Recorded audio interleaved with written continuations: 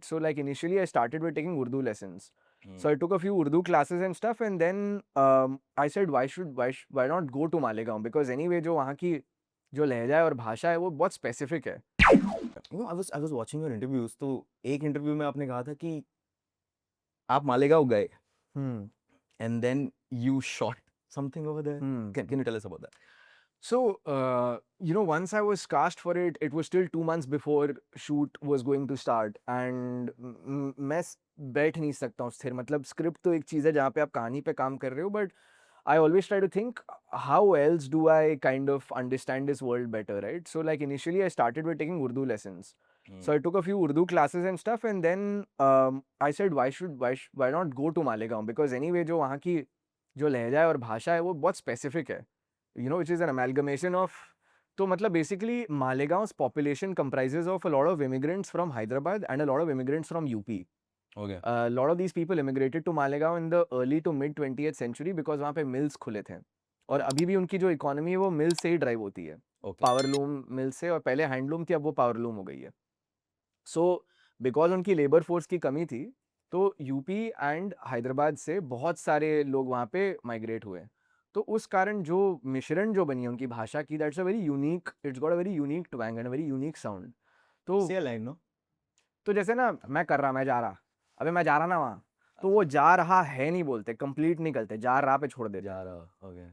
And the advantage of being cast before time is that you have time to actually think and experiment and do things. And when prep time पे ऐसी कोई होती नहीं है कि आप fail हो सकते हो उसमें, because everything is an experiment, everything is a probability.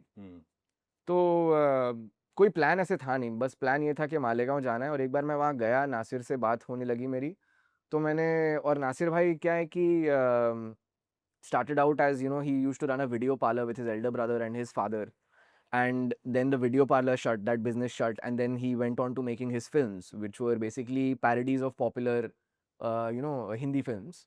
And Ambition है ना? खतरनाक भाई, Next खतरनाक, level. revolutionary.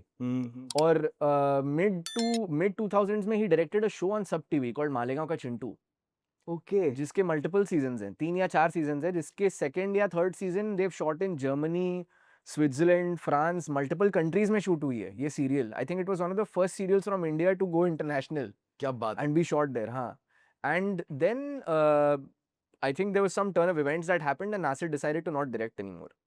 तो अभी जो प्रेजेंट डे नासिर है वो एक होटल चलाते हैं वहाँ पे मालेगांव में, एंड उनके जो भाई हैं वो, उनकी एक कपड़े की दुकान है. तो नासिर से जब मैं मिला, नासिर भाई से वहाँ पे, तो मैंने कहा नासिर भाई आप पिक्चर बनाओगे क्या वापस? And he didn't even take a second to think and say yes. He was just like बिल्कुल बनाते हैं, आप बताओ क्या करना है. तो फिर मैंने कहा कि आप कुछ कहानी लिखो, या आपके दोस्तों से मिलके हम कुछ कहानी एक लिखते हैं और मैं प्रोड्यूस करूँगा, जितना भी जो भी है वो शॉर्ट फिल्म बनाते हैं, क्योंकि मुझे आपको इन एक्शन देखना है एज अ डायरेक्टर, आप कैसे हो सेट पे. So then he agreed, and in 2 days we wrote a short film which was basically a mixture of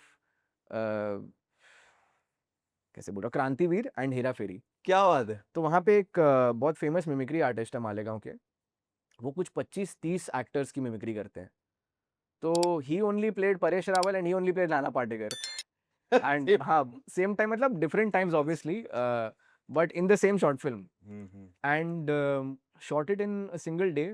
He got somebody to DP it, and he was directing it, and he did the production design and the art as well. So it was just wonderful to see this man come back to direction after so many years, and to see him बतौर director वो कैसे होते हैं set पे, क्या उनका एक अलग एनर्जी वो चैनलाइज करते हैं जब वो डायरेक्टर होते हैं, जो वो आपको आम तौर पे आम जिंदगी में एक बहुत ही सेटल्ड, बहुत एकदम मतलब सुलझा हुआ रिजर्व्ड आदमी, and suddenly you go on set and he is like extremely hyper, very driven, very focused. तो मजा आ गया उनके साथ वो करने में.